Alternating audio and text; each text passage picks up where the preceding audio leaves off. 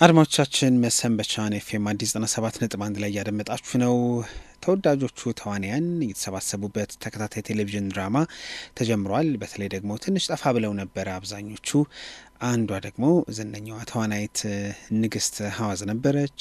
በሰንሰለት ተከታታይ ድራማ አብዛኞቹ እናውቃቸዋለን። አሁን በኢትዮጵያ ቴሌቪዥን መዝናኛ ቻናል ላይ አጋፔ አዲስ ድራማ ጀምሯልና እናገኛቸውና ስለ ድራማው እንዲነግሩን እናድርጋለን።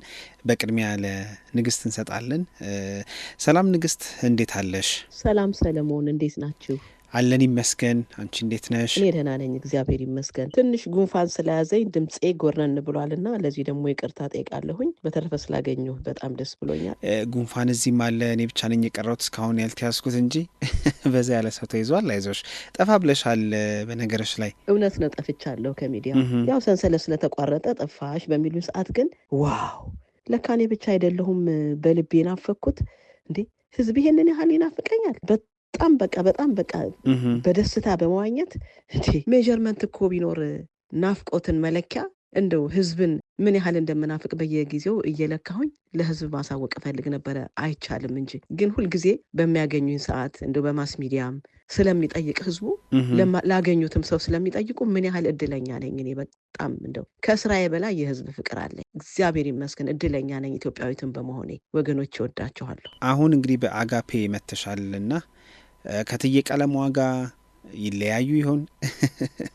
ህዝቡ በሰንሰለቷ ቀለሟ ስለሰጠኝ ክብር ስለሰጠኝ ፍቅር በጣም ነው የማመሰግነው። የአጋፔዋን ባፈና ግን ወገኖቼ ለምን ሰርፕራይዝ አናደርገውም? እንደዛ ይሻላል ብዬ ገምታለሁ።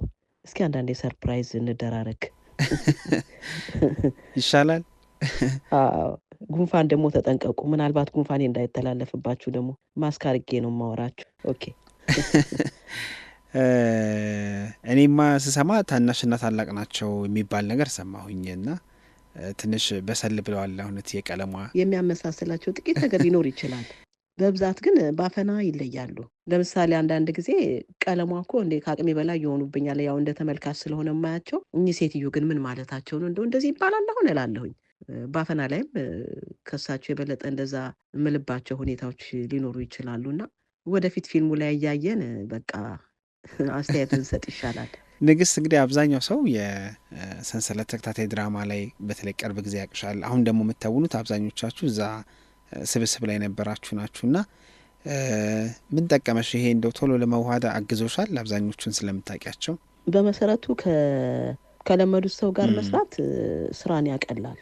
ያው ካለን ልምድና ወገናዊነት የተነሳ አዲስ ሰውም ቢሆን ችግር የለውም። ለምን ዋናው የሙያው ፍቅር ነው እና ደግሞ እኛም ደግሞ ለምደን አይደለም የጀመርነው፣ ከስክራች ከዜሮ ስለሆነ የጀመርነው።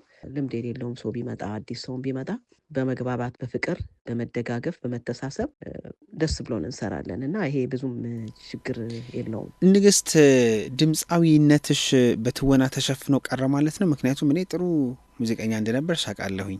ስጀምር አርቱን በድምጽ ነው የጀመርኩት። አዲስ አበባ ቲያትርና ባህል አዳራሽ ሰርቻለሁ፣ ሀገር ፍቅር ሰርቻለሁ፣ ኢትዮጵያ ብሔራዊ ቲያትር ሰርቻለሁ እና በድምፃዊነት ማለት ነው። ቲያትር ቤቶች እኔን በድምፃዊነት እንጂ በቲያትር አያውቁኝም። እኔ ግን ደግሞ በግሌ ወደ ቲያትሩ አይደለሁ ማለት ነው። ወደፊት የሚሆነውን ደግሞ እንደ እግዚአብሔር ፈቃድ የምናየው ይሆናል። መልካም። ብዙ ሰው ያው የቀደመው በዘጠናዎቹ ላይ የሶስት ወፎች ድራማን መቼም ብዙ ሰው አይዘነጋውም እና እንደው ተገናኝታችሁ ዳግም የመስራት እቅድ የላችሁም? እንግዲህ ሁላችሁም አላችሁና እንዲህ አይነት ነገር አታስቡም? በ2021 መጨረሻ ኢትዮጵያ በሄድኩበትና ያው ሰለሞን አንተንም ባገኘው ጊዜ በዛን ሰዓት ሌንሲን ቹቹንና አስረስን አግኝቻቸው ነበረ፣ ተቀጣጥረን ማለት ነው። እና ቀጣዩን እንስራው ብለን ተነጋግረን ነበረ፣ አራታችን ማለት ነው። እኔ አስረስ፣ ቹቹና ሌንሲ። ግን ያው ስፖንሰር ካገኘን ደስ ይለናል። ከእስር ቤት ህይወት ጀምሮ ብንሰራው ደስ ይላል። ወጥተንም ሊሆን ይችላል የተለያየ ነገር እና አስረስ እሺ ይዘጋጅበታለሁ አስብበታለሁ ብሏል። እንግዲህ ይህን ለእሱ አስተላልፋለሁ።